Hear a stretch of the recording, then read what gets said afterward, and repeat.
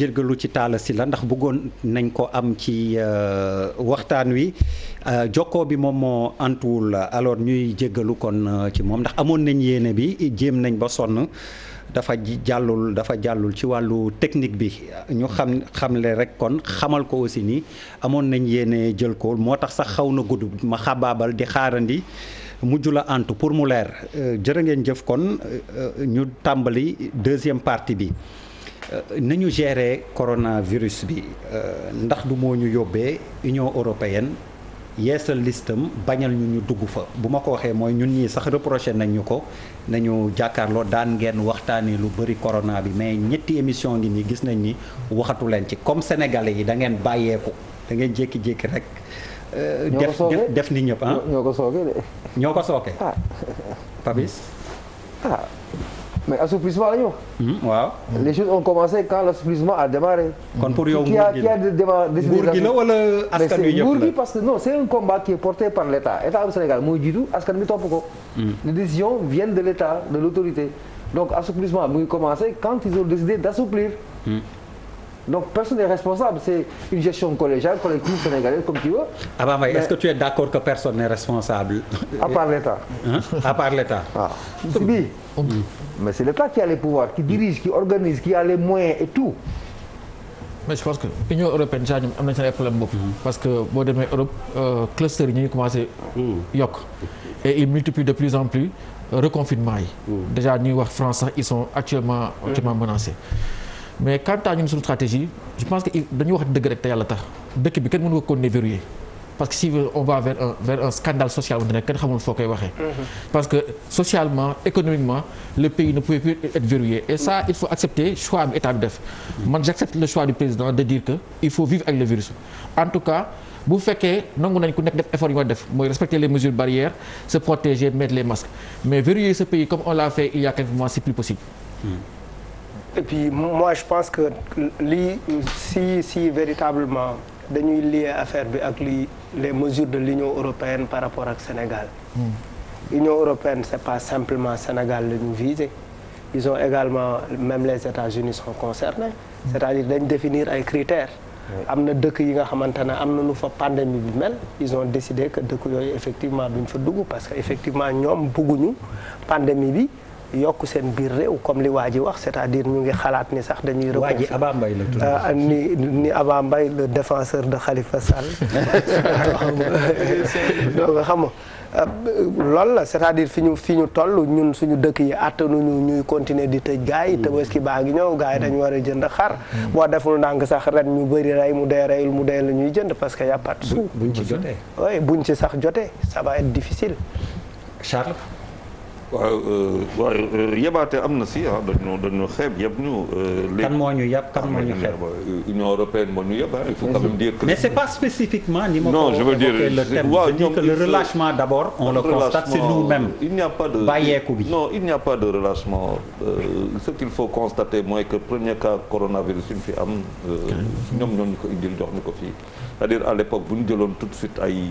xëy na yenn décisions yi xëy na day gën a yéex du demee nii tey donc voilà quoi kooku c'est ay rapport entre pays beneen affaire boo xamante ne tey par rapport à coronavirus mais président comme l'a dit Abba jël na fi ay décisions léegi nag est-ce que le Sénégalais koo xamante ne nous sommes quand même un peuple paradoxal est-ce que ñun on a aidé le président le gouvernement je ne pense pas je pense pas que Sénégalais yi dimbali ñun gouvernement par rapport parce que lu ñu taxawee ci affaire bi même l'opposition s'est retrouvée quand même en phase avec le président de la République pour que ñu ñëpp qu'on fasse face mais on a vu ay pression yu doy waar yoo xamante ne gouvernement ci biir na ko fii am na fii ay kilifa ci biir tax dëkk bi am fi lu ñu fi wax ba yóbbu sax si on avait suivi mun na jur leneen je pense que nous sommes jeunes c'est un pays qui est jeune quoi qu'on dise quoi nous avons 60 ans c'est une nation très jeune dëkk boo xamante ne 72% des Sénégalais ont moins de 35 ans loolu tam war nañ xoolaat pour man bon nous avons une possibilité bu doy waar peut-être que nous n'avons pas foog man fa laay regretter moo amee lu may regretter mooy que defuñu comme yenn dëkk yi peut-être pour xool ñun lan lañ fi mënoon téye si ay garab bu dul artémisia parce que on l'a ici ou bien autre chose que nos scientifiques se positionnent liggéey pour proposer au président de la République au gouvernement du Sénégal ay solutions alternatives qui ferait que nootuñu soxla ñu leen. mais tey je suis d'accord s'ils ne veulent pas que ñu dem ñoom bu ñu bëggul ñu dem si ñoom mais ñoom buñ fi ñëw point final. oui maintenant ça va donner ce que ça va donner. oui Papis. assouplissement bi la dama tegoon question bi c'était sur kii pour affaire Union européenne bi. moi je suis en total accord avec Malal. parce que gëmuma ne par exemple Union européenne bi ñu toogee en commission di organiser di préparer les mesures à prendre je ne pense pas qu'ils aient pensé au Sénégal on va regarder le Sénégal. non dañoo teg ay critères sur la base des recommandations seen ay scientifiques ñoo leen organiser ñu liggéey. Union européenne ñun lii la ñu décidé bépp dëkk boo xamante ne nekkul en adéquation avec lii bokkuloo boo ci nekkee bokk il s'est trouvé que le Sénégal n'est pas en adéquation avec ñoom ce qu'ils ont prévu c'est pas que le Sénégal qui a été visé non benn affaire mooy. l'histoire de. non je dis pas que tu l'as dit je réponds de façon ramassée beneen bi mooy affaire gestion Covid bi.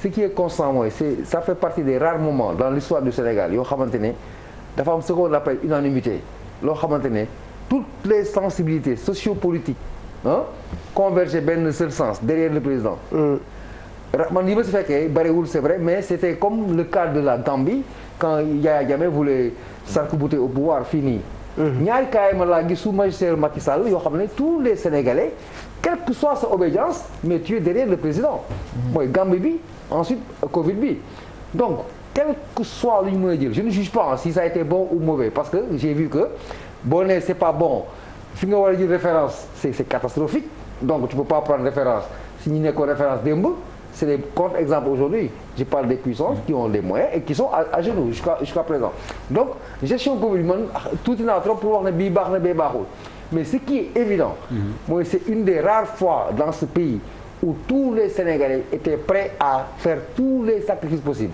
j'en donne quelques petits exemples bi gars yi chefs religieux yi ñoo njëkk génn ñiy joxe xaalis ñiy cautionné ko moralement nangu accompagner ko mieux quand le couvre-feu a été instauré bi service de l'ordre yi force de sécurité génn di xeex ak gars yi di leen dóor mais les Sénégalais ont applaudi les forces de l'ordre ne leen nañu yéen ngi rappelé les 2 premiers jours du couvre-feu les gens ont tapé les gens dans la rue mais 90% en tout cas awma ay chiffres scientifiques mais man li ma am si retour tous les Sénégalais avec qui j'ai échangé pendant tout ce temps les gens ont dit ñoom baax na si ñoom les gens étaient avec les forces de l'ordre pour dire combien les gens étaient mobilisés autour de l'essentiel mooy combattre le Covid maintenant baax na baaxul ça c'est une question de fond que chacun aura son appréciation. Daouda Mine bàyyeeku bi. waaw man li ma gis mooy dès le départ dañu tiital bu jéggi woon dayoo moom mooy sama première analyse parce que bi mbas mi di commencer ñun déjà comprendre ñu woon lan mooy Covid 19 bi images yi ñu ci doon gis c'est des images catastrophiques dañ doon gis ni par exemple boo demee France wala nga dem Italie sur ñaari personnes dañuy choisir kan mooy dund ak kan mooy dee image yooyu moom moo nekkoon su bopp ba ñun ñëpp dañu tiitoon demoon na ba nga xamante population pour ñoom koo jege rek di nga ko wàll donc psychose boobu moom moo nekkoon ba nga xamante ne président bi mu ñëwee jël yenn mesures yu nga xamante ne ba ñun sax ñun ñoo doon wax ni bu fi benn blanc ñëwati nañ tëj suñuy frontières c'est les populations ñoom ñoo ko njëkk a demandé donc président bi nga xamante ne moom jël na ay yenn mesures tëj frontière affaire yi tout le monde avait applaudi parce que dañu yaakaaroon ne loolu moo nekkoon suñu salut bu ñu demee ba ci biir on s'est rendu compte que je pense que ñun pour man bokk ci sama xel mu gàtt dañu exagéré woon maladie bi on s'est rendu compte que ñun mën nañ dund ak maladie bi et am na yeneen urgence yu nga xamante ne bu ñu toogee ba ragal maladie bi dem na ba nga xamante ne lim ñuy jural comme jàngoro moom mooy ëpp fuuf jàngoro bi nga xamante moom la ñuy ragal sur le plan économique s'entend loolu moo tax man dama yaakaar ni tey mesure d'assouplissement yi nga xamante ne président jël na ko sénégalais yi comprendre nañ ko ñëpp comprendre nañ ko et ce qu'il faut faire pour man loolu mooy nekk li nga xamante ne moom moo def parce que ñun on a appris maintenant que ni mën nañu dund ak virus bi en respectant yenn mesures barrières yi parce que bu ñu defee port de masque systématique respecter la distanciation sociale mën nañu dund convenablement ak mbas bi retrouver suñuy activité normalement mën a def lu nga xamante moom mooy gën a suqaliwaat suñu réew parce que xam nañ ko Sénégal pratiquement ñi nga xamante ne ñoom ñoo nekk milieu informel bi ñoom ñoo ëpp fuuf ñi nga xamante ne ñoom ñooy fayeeku par weer donc man loolu laa jàpp. la deuxième chose par rapport ak mesures yi nga xamante ne peut-être Union européenne jël nañ ko man dama yaakaar ne Union européenne foofu mbas ba nam fa melagu ko ci ñun. donc même bu fekkee ne dañuy teg critère je pense que critères yi ñuy teg critères yi gënul garaaw ñun boog mbas mi garaaw bu nga xamante ne war nañu mun empêcher ay sénégalais di dem foofu war a empêcher également ay européens di ñëw foofu parce que man pour man ba tey jii ñuy wax ni foofu la mbas mi gën a grave que ñun on est à 160 morts ñoom ils sont à des milliers voire des millions de morts. je pense que critères yooyu quand même yooyu ñu teg gisuma luy justifier mesure bi nga xamante ne def nañ ko contre le Sénégal. alors Abou.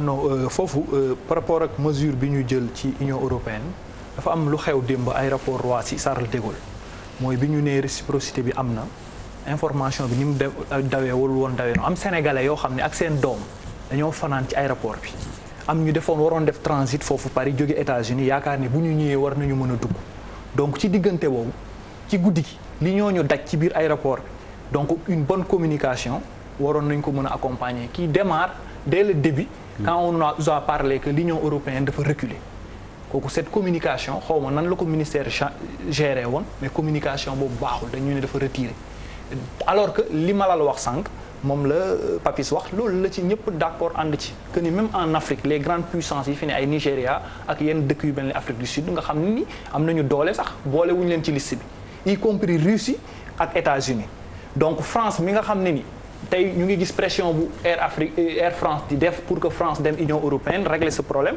parce que gis nañu ni problème intérêt économique la ak loolu fulla boobu ñu jël ci réciprocité bii dañ koy approuver d'accord ni war nañu am fulla mais fulla nag ci ñaari côté mooy la tax ñu mën ñu xool yeewu xool rek ñun génnee ñu ci alors que ñoom soxla bi ñu am fii moo ëpp donc loolu la ñu war a xoolaat ñun suñu diggante ak ñoom ci suñu problème beneen bi ci topp aussi ñu jàngalaat ci suñu bopp parce que ñu am souveraineté sanitaire am souveraineté aussi économique ba nga xam ne du ñu nekk ay dépendant parce que tey gis nañu ne aéroport bi bu ñu ko tëjee li mu jural transitaires yi li mu jural ñi nga xam ne ñu ngi doon liggéey ci bopp donc problème économique yi am foofu donc foofu moom mooy prolongé ñu ñëw ba ci problème économique moo indi assouplissement bi parce que wax nañ ko 16 millions d'habitants 70 000 ñoo ci mais li mu la wax yéen ci Revocap yéen a ngi yëngu ci sensibilisation bi yëpp mais est-ce que vous n'avez pas l'impression est-ce que ni ngeen ko yëgee ni ngeen ko dundee parce que ñun feebar du bàyyeeku non dañ xam nga bàyyeeku bi président de la République moom moo ne dafa bëgg ñu am une bonne santé économique pour mën a même financer la prévention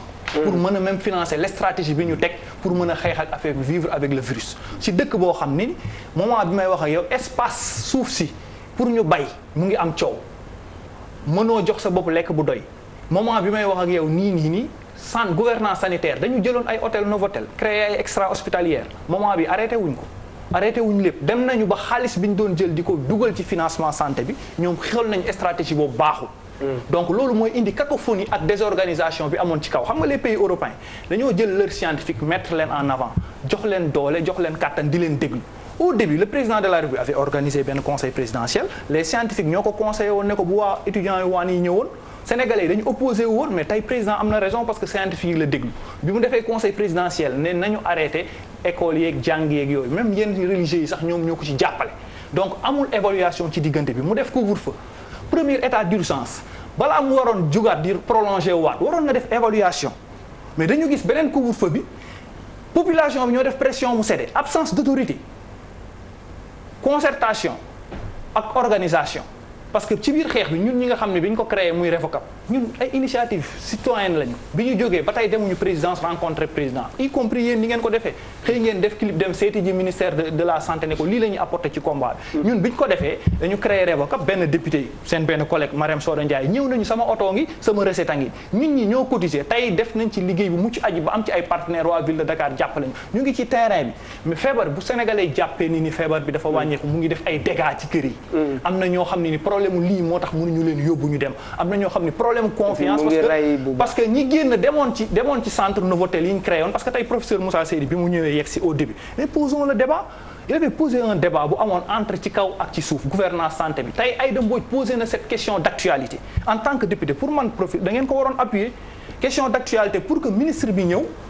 ak ministre bi yoroon wàllu crise alimentaire yi pour que ñu ñëw assemblée wax ak nit ñi ñu def ko ñu wax ñu li ñu dépensé 64 milliards yooyu nga xam ne juróon na coow donc feebar boo xam ne bu mu yegsee si lañ la yëgal nit ñi hôpital Ziguinchor amul woon centre norme si lañ defar Touba hôpital mobile d'urgence boo xam ne militaires yi ñoo ñëw def ko ba fa nekkoon di faj nit ñi ñu transformé ko en centre de traitement alors que kii géré woon Ebola waxoon nañu d'ici telle année nañu créer des centres de traitement parce que maladie infectieuse et tropicale mais ñaata feebar la géré paludisme lu muy rey lii reyu ko de li maladie cardiovasculaire li cancer di rey lii reyu ko donc ñooñu tey problème résilience sanitaire bi amatuñu fu ñu dem faju ji parce que hôpitaux yëpp transformé na leen pendant ce temps ñu ne la sa CS yi nga xam ne ni dañoo war a def spécialisation nga xam ne bu ñu demee stage ñooy mujj di nekk ay chef foofu di gérer pédiatrie ñoom bu ñu dajalee sous-région bi jàng si suñu université faculté médecine bi nga xam 1917 avant guerre mondiale boobu lañ ko fi teg mu ëpp xam-xam am ñu xarañ ñooñu tey sous-région bi ñoo ñuy ëppale ay ñu ñuy jox bourse pour ñu def spécialisation ñooñu xamuñu seen statut tey der waaroo nga am ñu def 30 ans ci biir hôpital bi am ñoom def nañ ko 20 ans doon ay vacataires donc ñooñu nga xam dañ leen war a régulariser le président de la république yeewu nañu dafay def recrutement 1000 donc tey ministère de la santé osons le dire au début on avait parlé de communautaire ñun bi ñu nee révocable Abdourahmane Sow nañu créer initiative c'est def nañu le combat c'est pas la prise en charge sanitaire couper chaîne bi de virus de contamination bi loolu travail communautaire la mais pour que travail boobu mën a am président dañ ko waxoon mu teg mise en place benn commission scientifique mais pour des raisons politiques ñu naan ay famille gu xawma lan famille le linge sale se lève en famille ñooñu tey dem nañ OMS bàyyi ñu si famille. mais ne penses-tu pas que c'est plus complexe que ça parce que Abdourahmane de votre organisation a même été mais moo tax ma ne la importance feebar bi bu may wax ak yow nii nii démb ak bërki démb xam nga ñun dañ dem ba feeñ xam nga révocable dañoo feeñ xàmmee ñu ba dañuy woo téléphone chaque jour mais chaque jour nit woo ñu nañu kii am na signe odorat ak yooyu mais pour jot nit téléphone ñu ne la lal problème mu lal xam nga tey bu ñu demee ba benn instant Novotel créé wu ñu woon commissaire Ndour colonel Ndour ne dañ koy defaral extra hospitalière mais ministère pourquoi mu jëloon décision boobu alors que les hôpitaux yi existé woon li ñu doon yóbbu di ko investir fële ci aéroport ba hangar li ñu doon fay pour clinique golf ak li ñu doon fay mënuñu ko woon renforcer yaatal hôpital yi créer fa des infrastructures yoo xam ne après mën na servir leneen donc pour man loolu am prévention le directeur de la prévention kañ ngeen ko commencé gis ci télé yi muy wax le docteur Mamadou Ndiaye réputé être quelqu'un ci domaine bi ku am xam-xam prévention bokkoon na ci suñu politique action sociale nekkul woon ci ministère de la santé ci diggante bi la action sociale doon def ak NTS ñi nga xam dañ doon former foofu ñoo xam ne seen spécialité travail social lañu ñu jël li ñu war a liggéey pour que bu ñu demee ci terrain ñoom xam nañ nu ñuy waxee ak nit ñi xam nañu assistant la créé nañu beneen école faculté en 2009 boo xam ne ni santé communautaire étudiants yi fa génn nga xam ne ñooy dimbali nit ñi nga Cuba boo gisee seen système santé am doole mooy ci seen maternelle lañ koy commencé parce que ay communautaire ñooy ñëw ñooñu bi ñu paree ba léegi mënuñu leen recruter donc loolu boo ko boolee ci ni ministère gérer gestion santé bi ak ni mu gérer communication bi ak ni mu gérer aussi parparloo bi am ci biir ak ñàkk gi mu ñàkk dayodal suñu scientifique yi nekkoon ci kanam loolu dañ ko ciy def beneen bi si topp mooy le président de la République am na dëgg-dëgg bi affaire bi démarré volonté parce que gis nañu lu ci bari bi ñu ñëwee ci biir hôpitaux yi jël na ay mesures accompagné ñoom professeur Seydi lu ñu waroon soxla foofu ci bloc yëpp def na ko mais le président de la république tey ki nekk ci kanam war ko jox les informations muy le ministère de la santé su dee di kooku tey moom moo nekk interface am te kooku en général day jaawale ministère de la santé ak ministère gouvernance locale wala ministère leneen donc ñooñu noonu dafa taaj ñu posé waat débat sur ces questions de ministère de souveraineté bi ci topp honorable député Aïda Mbodj question d'actualité bi mu demandé ñun société civile bi ñoo ko waroon def Aïda Mbodj ñëw féete suñu place demandé ñu def réduction des comptes ci 64 milliards yooyu ñu waxoon programme la président nee na day defaat relance léegi c'est 77 60 nee na day yokkaat xaalis bi te bii jot a dugg wax nañu commandé nañu ay lal te lal daa manqué wax nañu ni dañ ci jëloon ay hôpital ak ay hôtel nee nañu affaire yi am nay problème waaw loolu duñ ñu ko évaluer ñu xam suñu xaalis fu mu dem 1000 milliards yooyu yëpp donc Aïda question boobu mu posé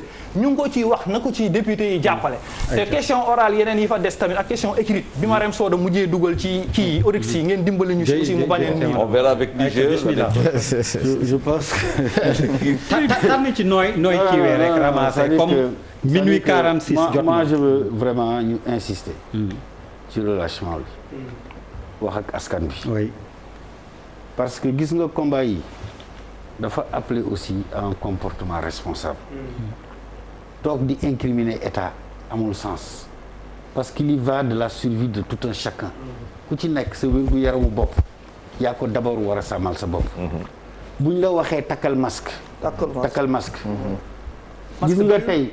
gis nga tey boo demee ay Inde ak yooyu ñoom dañuy yor seen yat policier yi. ku ñu gis ci mbedd mi takkoo masque ñu dóor la.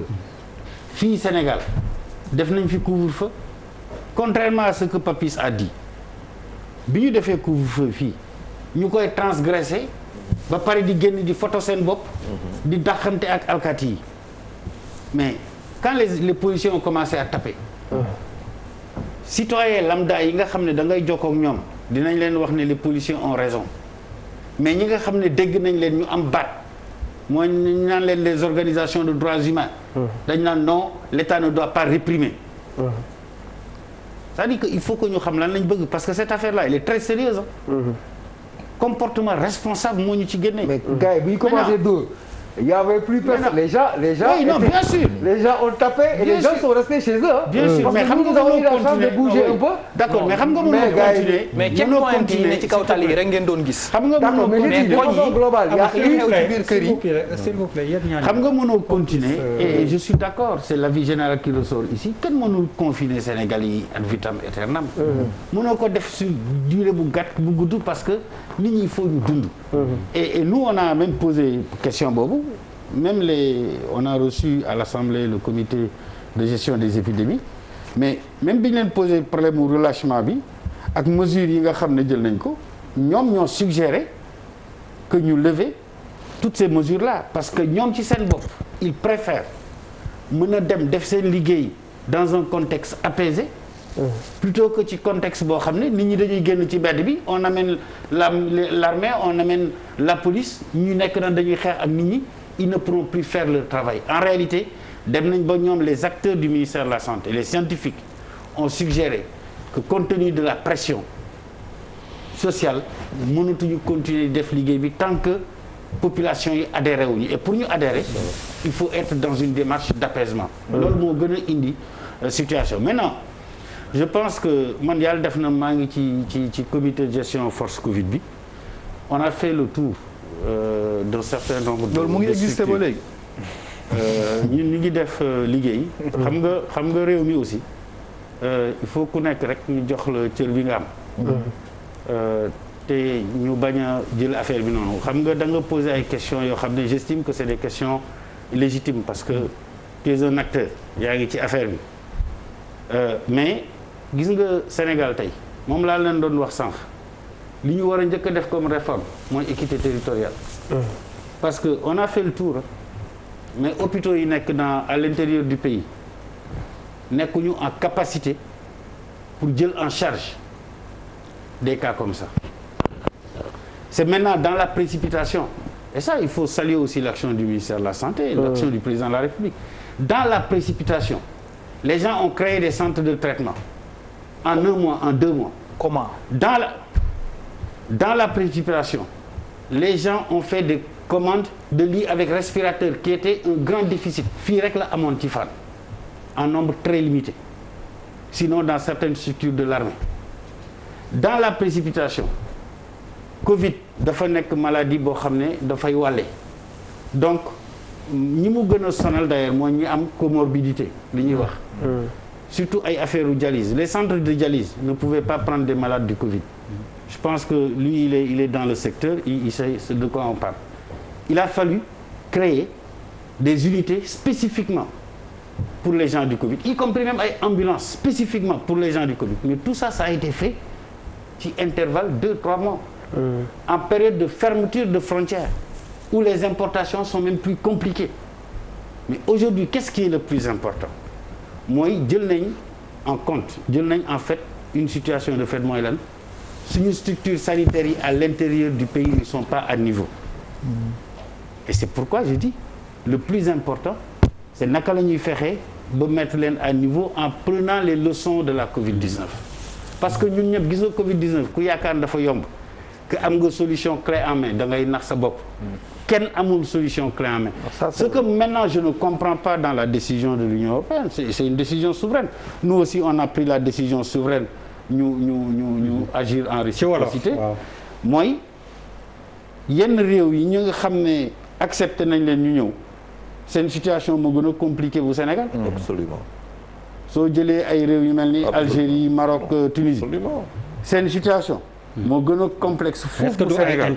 ils sont plus alors waaw moo tax ma ne ñun comme ñoom am nañ en toute souveraineté. ay critères yi ñu dégagé ba jël ay mesures.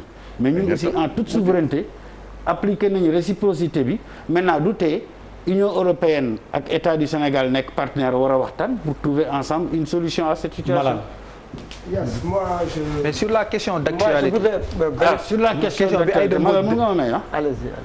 da nga poser deux questions sur la question d'actualité ak sur la question écrite de Marème Soda. qui a été non attends yaa ko fi tudd léegi. non dama ne bu Marème bi dama ne mu bañ a nekk exemple que mu répondre ministre bi na ci profiter répondre. xam nga mais bii mooy bi ma gën a soxla. waaw xam nga Aïda Mbodj. dafa poser question d'actualité. dans un contexte où l'Assemblée nationale était pratiquement en fin de session. C'est-à-dire que ñun suñu fin de session c'est le 30 juin. Elle a déposé sa question d'actualité te xam nga Assemblée dafa am nu muy doxee. C'est-à-dire que question yi dafa am benn rôle on les traite par ordre d'arrivée. bu Aïda Mbodj nag la sensibilité mooy bala mu koy déposer Assemblée sax wax na ko ci presse bi. non attends rek fekk na fa ay questions yu traité wul.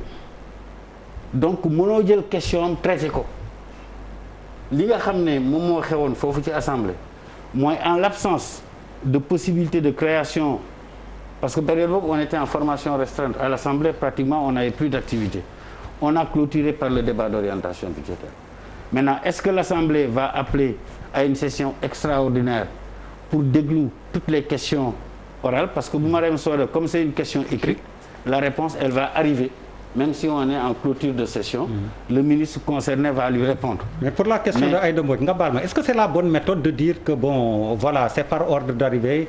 Mais c'est l'Assemblée qui fonctionne. Je sais moo tax ma ni la est-ce que c'est une bonne méthode selon l'importance de la question aussi. Non la question d'actualité. Non attends non mais honorable je suis désolé. xam nga man xaw ma damay laajte rek. da ngay laajte moo tax ma wax la xam nga même si peut-être li may laaj amul. xam nga aujourd'hui rien ne vous dit que avant Aïda Mbodj il y a pas un autre député qui avait déposé une question d'actualité qui n'a pas été traitée. waaw mais non xam nga nag yow mënoo nekk à l'extérieur bu apprécier. non mais bi Covid la ñu nekk mais attends ñu def loi d'habilitation. mais est-ce que yow yaay déterminer suñu agenda de travail ak suñu règle de travail. parce que loo gis aussi da nga koy adossé ci règle. oui on est d'accord mënoo fi génne benn précédent boo xam ne. mais qu'est-ce qui vous dit que nous on n'est pas en train de préparer une session extraordinaire pour pouvoir évacuer ces questions. mais bu amee wax président Seydou su amee wax. moi je suis pas le président de l'Assemblée je ne siège même pas au bureau je suis à la conférence des présidents donc je siège même pas au bureau. kon donc li nga may wax non. dama ne qu'est-ce qui vous dit que. kii am na lu mu xam lu mu ñu waxul. qu'est-ce qui vous dit que am na lu ñu Malal tu as la parole. mais aussi dama bëgg rek. ñu bu ñuy waxtaan ci yu mel nii. ñu xam ne bu ñu bokkee ci institution. dañ ko war a respecter. man je suis député bu ma waree bind question orale wala question d'actualité damay dem déposer ba pare.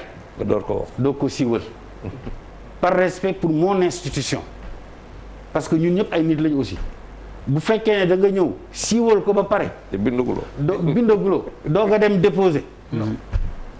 je veux dire l'information de la conférence des présidents et des organes de l'Assemblée ne peut pas se voir pour un député parce que comme mu nekk société civile citoyen ça on peut comprendre mais un député bu bokk ci institution bi yaa war a nekk ki gën a kaar aar institution bi nga bokk. mais président Aïda defoon non s'il te plaît Abou mayal Malal mu wax s'il te plaît depuis sànq mi ngi may laaj parole. moi je suis s'il te plaît après c'est j'admire beaucoup ta manière de ni ngay taxawee effectivement pour poser ce plaidoirie baax na jàpp naa ne effectivement le ministère de la santé war nañ ñu tegal un plan d'investissement. Absolument. loolu lu war la parce que c'est prévu lu ñu war a laaj la mais c'est pas ce qui est urgent ce qui est urgent aujourd'hui mooy on est à 15% de contamination et que aujourd'hui je pense qu'on a eu 10 décès si je ne me trompe pas.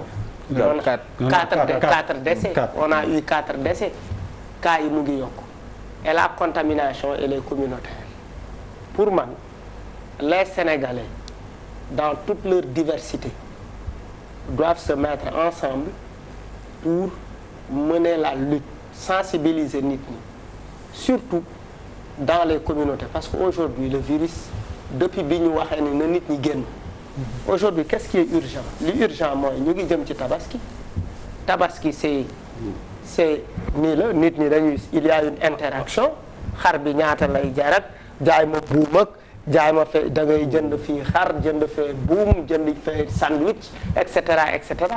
marché yi. c'est-à-dire qu'est-ce qu'on fait tout de suite pour man on est dans une guerre ci guerre lañ nekk nañu xeex ak suñu ennemi notre ennemi véritable aujourd'hui c'est le virus et on fait face à ce virus-là nous on est en train de mener un programme bu tudd Duma Daw Docteur.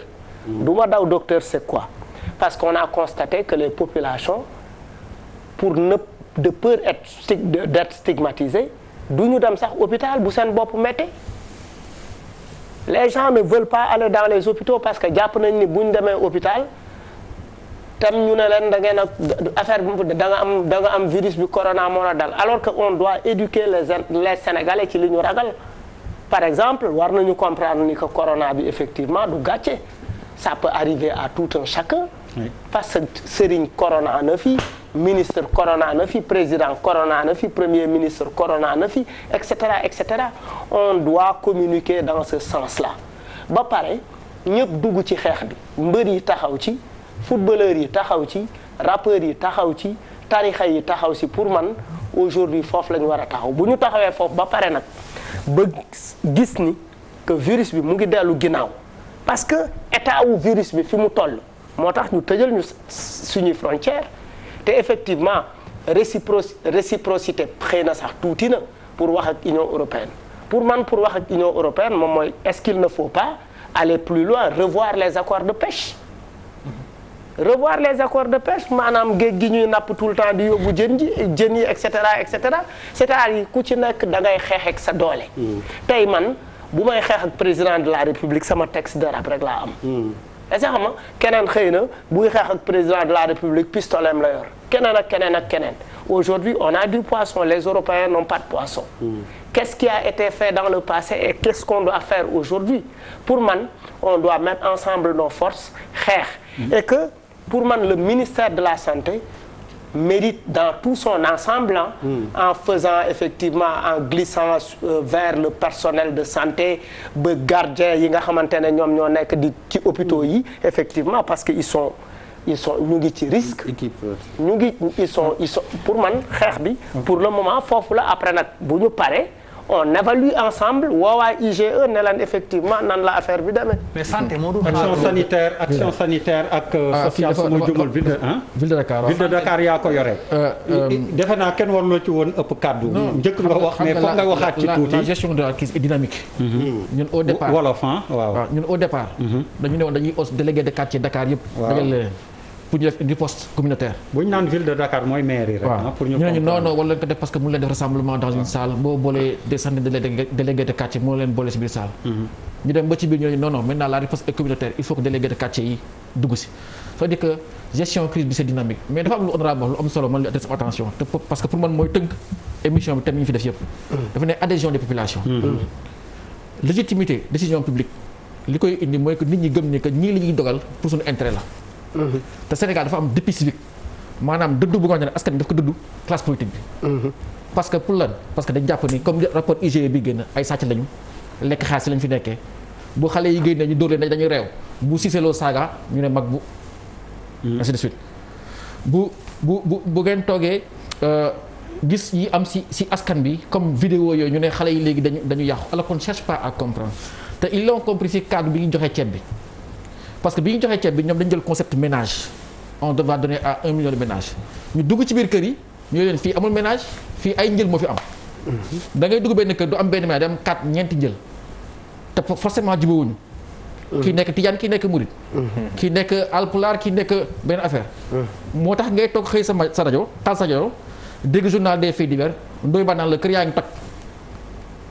parce que y a une dislocation sociale maintenant au Sénégal muy commencé à partir des maisons et ça je pense que le gouvernement ne l'a pas assez compris ou bien on n'a pas assez d'études sociologiques yu ñu permettre ñu mën ko mesurer et ça bokk na si li nga xamante ne gouvernement war na ko def comme jàngat ci gestion crise bi beneen bi mooy sur la question de la santé. Faut pas se leurrer. On peut dire que on va mettre des milliards demain on va faire un plan Marshall de la santé li ñu mën a wax mooy actuellement suñu hôpitaux yi c'est l'équilibre de la bicyclette. hôpitaux yi recettes yi ñoo koy doxal. maanaam li ñuy jël ci patient bi moo koy doxal. ma jox la benn exemple bi ñuy commencé crise bi nit ñi dañ toog dematuñu hôpital. oui. kenn duut hôpital yi. hôpitaux yi commencé am ay baisse de recettes commencé am ay pertes. mais ñu dem si état bi ne état yow da nga ñu ameel xaalis ban xaalis la mooy les initiatives de gratuité. plan Sésame CMU. état génnee 15 milliards teg stable bi indi si lu garaaw parce que dafa ne hôpitaux yi par exemple mu ñëw ne hôpital général de Grand Yoff amel naa la 2 milliards. mais dama lay jox 800 millions su ma la joxee 800 millions ça annule toute la dette. Ce qui était heureusement que certains hôpitaux ont refusé. Ok. D'autres ont pris. D'autres voulaient pas parce qu'ils sont pris à la gorge. Parce amuñu que woon pexe. boo amul recette doo fay sa ay salaire. amuñu woon pexe. doo am sa ay salaire doo fay sa ay salaire. parce que hôpitaux yi boo jëlee salaire yi. jël prime hôpitaux yi. lépp c'est à partir des patients. alors que loolu boo ko defee ça veut dire que même pas la crise est terminée am na benn partie créance hôpitaux yi. nga leen delluwaat comme dette. bu ñu xamul lu ñu koy def dañ koy répercuter encore une fois si patient bi. donc première problématique c'est la question du financement de la santé. Est-ce qu'on va pas aller si comme système fonds de soutien à l'énergie wala faire à fonds d'équipement d'entretien routier. Il faut poser problématique financement système sanitaire Sénégal. moo gën toog di xam lu doxul xam nañ ko mais comment le faire. beneen bi mooy la gestion du personnel sanitaire est-ce que mënuñu dem comme France c'est-à-dire arriver à une fonction publique hospitalière. C'est important parce que hôpitaux yi y a beaucoup de problèmes avec ay primes yu xamante ne kenn mënu ko expliquer la tyrannie des professeurs autant de choses maintenant il faut mettre ça sur la table et d'ailleurs à cela j'ai trouvé que le président a été trop empressé d'avancer sur la réforme en disant que maintenant on laisse aux médecins la possibilité de partir à 65 ans.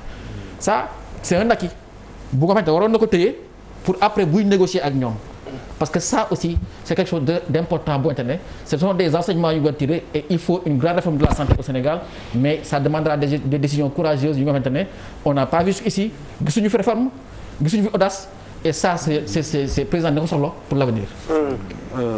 Oui, très rapidement parce que gis-gis jot na. sur loolu. moom laa nekk di liyaaranteeg Pierre Da Silva. waaw je pense que sur la retraite des médecins quand même ci du secteur xam nga mesure boobu li ko gën a indi mooy le déficit qu'on a sur ces personnels de spécialité en matière de médecine. bi ñu koy adopté à l'Assemblée d'ailleurs on a eu un débat les gars disaient oui c'est une manière d'empêcher les jeunes médecins d'arriver non on est très loin très loin des ratios qu'exige l'Organisation mondiale de la santé très loin donc loolu ça remet pas en cause ñu jël les jeunes médecins pour ñu ñëw maintenant le problème de fond c'est le financement de la santé et surtout le comportement des Sénégalais je pense que wax nga des questions importantes mais la cellule familiale aujourd'hui elle s'est totalement disloquée et plus ou moins même dans l'éducation des enfants a plus ou moins abandonné. loolu dafay xam nga dañuy wax souvent gouvernement élite politique et tout ça mais nañu xool ñun ñëpp suñu éducation yi ñu amoon démb du yi ñu am tey condition yi ñuy yare ci kër yu mag wala ci kii ñu xam lan mooy ay valeur loolu amatul dañuy juddu rek teel a jël suñu yoonu bopp ñu bàyyi ñu ak suñu yoonu bopp mais dans ces conditions là forcément dañuy am ay problèmes maintenant la responsabilité de l'élite politique de manière générale je parle même pas du gouvernement c'est toujours d'essayer de donner l'exemple parce que boo buggee yóbbu nit ci benn yoon da ngay nangu yow nga wane lu tax mu war la mën a topp mais loolu ça nous interpelle tous c'est-à-dire que même ñun suñu façon de faire la politique dans notre pays on est toujours tous pressés d'arriver au pouvoir tous pressés d'être des ministres d'être des directeurs généraux sans préparation mais loolu mënul téye réew sans aucune préparation mënul téye réew li koy téye du loolu donc je pense que il faut que ñu retourner li ñuy wax naan politique nañ ko delloo ces lettres de noblesse il faut que ñu delloo si loolu man tey yow su ma rakk bokkuñu fi ñu féete waaye booy wax dama lay déglu te gis naa ne su may wax it yaa ngi may déglu di ma jox cër mais loolu tey dafa raar ci réew bi parce que wax du ñaaw mais man loolu du ma ko defal kenn du ma pousse ba ma wax lu ñaaw ci nit parce que meluma noonu te du ma mel noonu pour avoir des responsabilités politiques donc il faut que ñu gën a waxtaanaat ci suñu biir am loo xam ne ñoo ko bokk muy réew mi gis nga réew mi kenn mënu ko tabax ci coow ku fi nekk da ngay jaar dem am na situation bu fi am président Macky Sall mu ngi fi tey mu ngi def mandat mu ngi def ay réalisation lépp comme li ñuy wax ci wolof xalangu dajul suuf lépp mënut a nekk ala kulli yàlla dina fi am loo xam daf ko fi bàyyi keneen ñëw yeggali ko waaye li nga xam ne mu ngi baax mu koy def nañ ko ci encourager parce que loolu moo koy gën a kàttanal pour que ci yoon yu mu ne parce que bu ñuy wax fi affaire transparence ak yëpp def na ci ay jéego dès qu'il est arrivé il faut saluer ça ay création OFNAC renforcer il y a des textes code de transparence c'était ici on l'avait pas adopté tëjagul kenn ku bokk ci njabootam pour jox ñu exemple keneen loolu on est bien grand en théorie on est bien non c'est parfait mais la pratique c'est le fait des acteurs la pratique aussi c'est le fait des acteurs qui sont les Sénégalais comme vous et moi ok allez merci beaucoup président